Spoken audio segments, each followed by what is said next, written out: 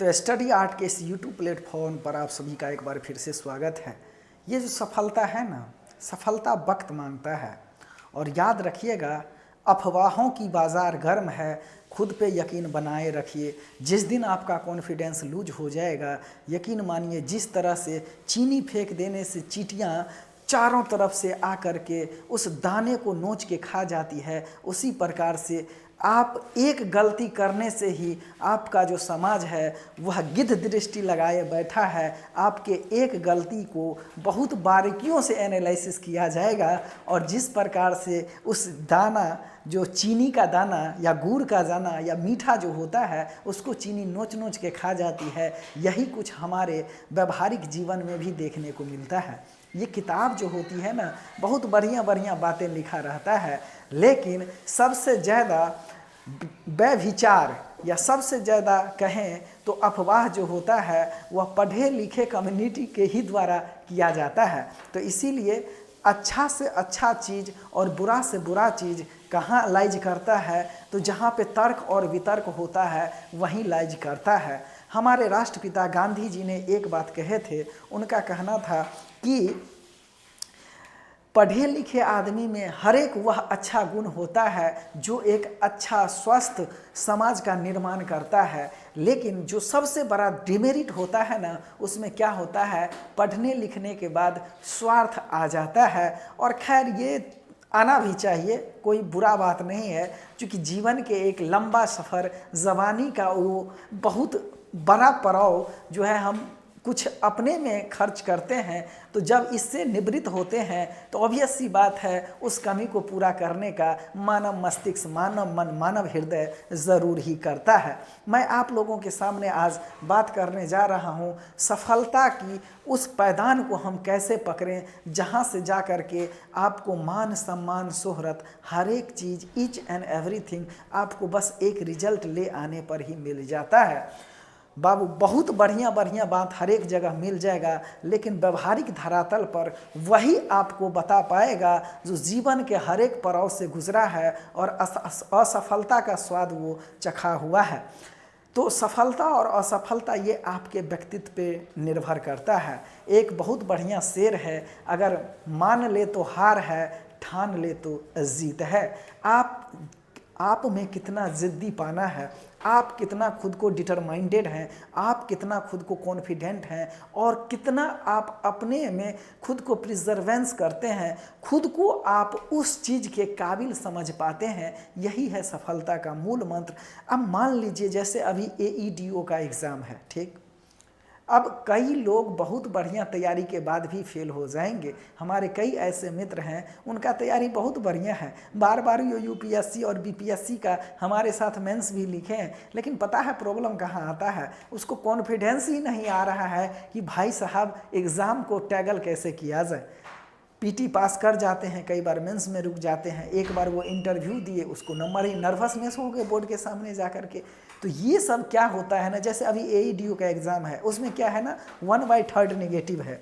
अब 1/3 निगेटिव है, आप सोचिए कोई लड़का 60 गो क्वेश्चन बनाता है और 60 गो में 55 सही करके आ जाता है, और ये बहुत है, होगा जगह 60 बना करके 55 सही किया जा सकता है। अब कोई लड़का क्या करेगा, 90 बना देगा और वह 55 सही किया। तो अब देखिएगा यहाँ पे जो डिफरेंसेस हो जाएगा वह कितना का अंतर हो जाएगा। यहाँ पे आपको 35 नंबर का डिफरेंस हो जाएगा और 1/3 निगेटिव करिए तो 35 का 35 क्वेश्चन तो गया ही, और 1/3 जो निगेटिव जाएगा वो अलग। अब यहाँ पे 5 क्वेश्चन का डिफरेंसेस आता है। अगर कोई व्यक्ति मान लीजिए 5 ही गलती करता है तो मुश्किल से उसका 2 क्वेश्चन घटेगा, यानी कि उसका जो है ये 52-53 पे आके अटक जाएगा, 53 पॉइंट समथिंग पे अटक जाएगा। तो ये मायने रखता है कि आप खुद में कितना पॉजिटिवनेस है, आपने कितना ज़्यादा अभ्यास किया है, कितना अधिक से अधिक क्वेश्चन के सॉल्यूशन को आप अपने से होके गुजरे दिए हैं। ये सभी बात डिपेंड करता है सफल होने के लिए। अब देखिए कई बार क्या होता है, आप अवांछित चीज़ों के गिरफ्त में आ जाते हैं, उनसे आपको परहेज़ करना है। अब जैसे देखिए यूट्यूब का अब ज़माना आ गया है, अब इसमें कोई बुराई नहीं है। अब एआई की ओर हम जा रहे हैं, बिग डाटा एनालिटिक्स की ओर जा रहे हैं। अब हमारे पास 6G का ज़माना है, कुछ दिन में 7G आ जाएगा, तो इससे हम इग्नोर नहीं करते हैं। जैसे अब हिस्ट्री में खड़ दर्शन पढ़ते हैं, सांख्य दर्शन, योग दर्शन, न्याय दर्शन, वैशेषिक, पूर्व मीमांसा और उत्तर मीमांसा, तो ये जो वो सेंचुरी है, वह जो एरा है, वो पूरा दुनिया में उसी का एरा है। अब जैसे देखिए, आप उधर जाइए तो सुकरात को पढ़िए, प्लूटो को पढ़िए, अरस्तु को पढ़िए, ये सभी क्या है। अब कांट को पढ़िए, रूसो को पढ़िए, तो ये जो पीढ़ी दर पीढ़ी चलने वाला जो यह एक फेनोमेनन है, वो हर एक जगह घटित होता है। अब चाइना जो है सबसे पहले कहता है हम 6G लॉन्च किए हैं, बहुत बढ़िया बात है। भारत में भी हो रहा है, अमेरिका में भी ऑलरेडी हो चुका है। अब जैसे देखिए, चांद्र पे जगह बनाने का बात कर रहा है। अब ऐसा हमारे पास मतलब नाभिकीय न्यूक्लियर रिएक्शन है, नाभिकीय संलयन रिएक्शन है, उसको हम लोग कैद करने का बात कर रहे हैं। अब उसको हम नियंत्रित कंट्रोल करने के लिए काम कर रहे हैं, और बहुत हद तक कंट्रोल किया भी जा चुका है। अब एक मान लीजिए सूटकेस है, एक सूटकेस से न्यूक्लियर रिएक्शन को कंप्लीट करवा करके सूर्य से ज़्यादा हम एनर्जी को जनरेट कर सकते हैं। अब एलन मस्क इस बात पे बात कर रहा है कि हम पृथ्वी जैसा एक नया उपग्रह की खोज करेंगे और वहाँ पे जा कर के हम दुनिया बसाने का काम करेंगे। तो वह दिन दूर नहीं होगा जो मंगल, बृहस्पति, उसके बाद शुक्र, शनि, वरुण, ये सभी की जैसा एक और भी मानव बसावट वाला एक नया ग्रह का खोज हो पाएगा। तो दुनिया में एलन मस्क भी एग्जिस्ट करते हैं, दुनिया में बहुत बड़े अक्षय कुमार भी सफल लोग एग्जिस्ट करते हैं, अमिताभ बच्चन भी एग्जिस्ट करते हैं। सब में एक चीज़ कॉमन देखिएगा, सब में क्या है, डिटरमाइंडेड है, पूर्व निर्धारित है कि भाई साहब हमको यहाँ जाना है, मिल गया तो ठीक है, नहीं मिला तो इससे हम बड़ा करेंगे। अब KFC का मालिक है, 60 साल में जा करके, 60 बरस में जा करके वो इतना बड़ा, ये कह सकते हैं मल्टीनेशनल है ना, वो अपना इंटरप्रेन्योरशिप को वह वहाँ पे स्टेबल करते हैं। कोई भी ऐसा मेट्रोपॉलिटन शहर नहीं है जहाँ पर कि KFC का आपको स्टॉल देखने को ना मिले।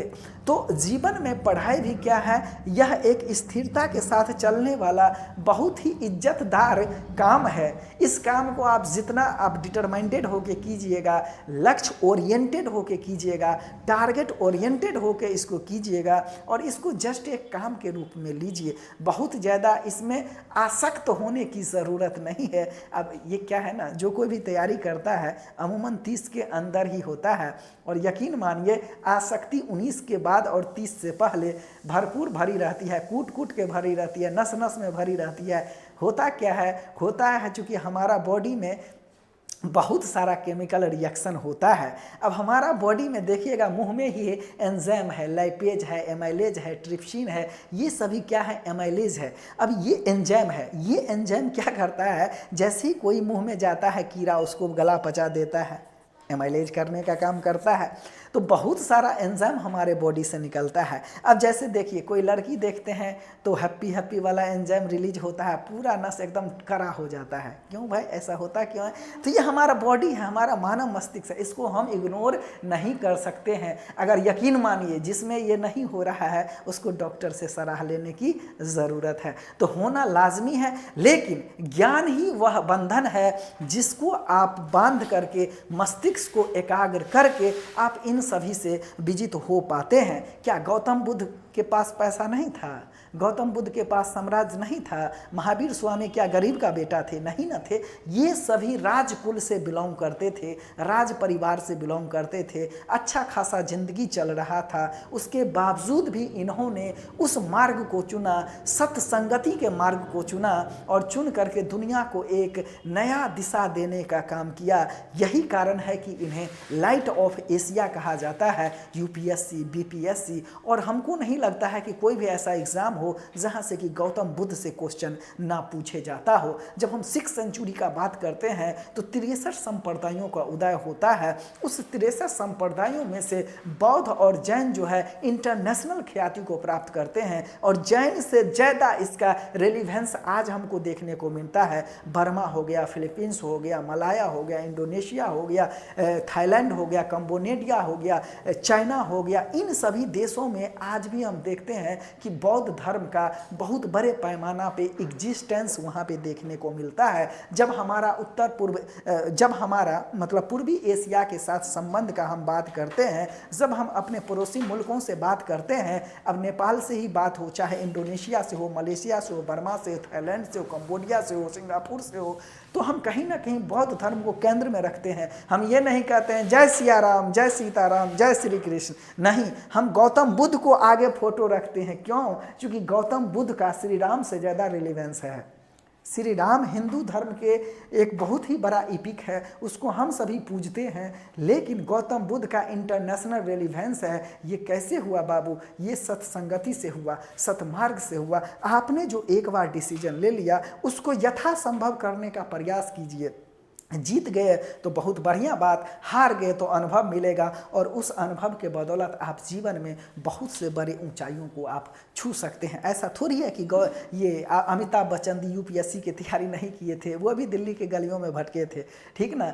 भटकने के बाद ही लोग बड़ा बनता है, ठीक। तो असफलता क्या है? असफलता एक चुनौती है, इसे स्वीकार कीजिए, कहाँ कमी रह गया उसको सीखिए और आगे बढ़ने का प्रयास कीजिए। इसी नोट पे मैं बात को एंड करता हूँ। हमारा लाइव क्लास चलता है सुबह 8 बजे से और सुबह 10 बजे से, शाम में फिर 5 बजे और शाम में फिर 7 बजे से क्लास चलता है। आप सभी हमारे ऑफलाइन सेंटर पे भी आके जुड़ सकते हैं। हमारा पता है महेंद्रू पोस्ट ऑफिस के पीछे मुसल्लाहपुर वाला गली D7 ब्यूटी पार्लर जो बिल्डिंग है उसी में यह क्लास चलता है। इसके अलावा 72वीं BPSC और दरोगा PT और मेंस के लिए ऑलरेडी यहाँ पे टेस्ट शुरुआत हो चुका है। आप सभी आकर के ऑफलाइन सेंटर पे टेस्ट दे सकते हैं। फिर मिलेंगे नेक्स्ट वीडियो में, तब तक के लिए अपना ख्याल रखिए। जय हिंद, जय भारत।